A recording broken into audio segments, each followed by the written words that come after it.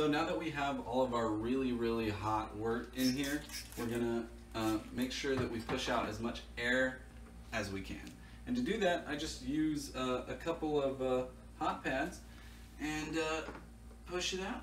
So the wort is really, really, really hot, and because of its heat, it's gonna sanitize anything that was inside of here that could possibly mess it up. So it's okay if I keep the top off, so I can watch as the wort rises inside the container as I'm slowly pushing out the air with my knees.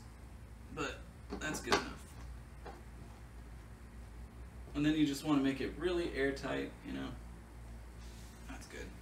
And then we have our container. Now, the way you know if you messed up is if the next day, once it's mostly cooled down, is if instead of contracting more, the container actually expands, which means that there's microbial or yeast activity inside of there, and they're created CO2 and are starting to ferment or do something else.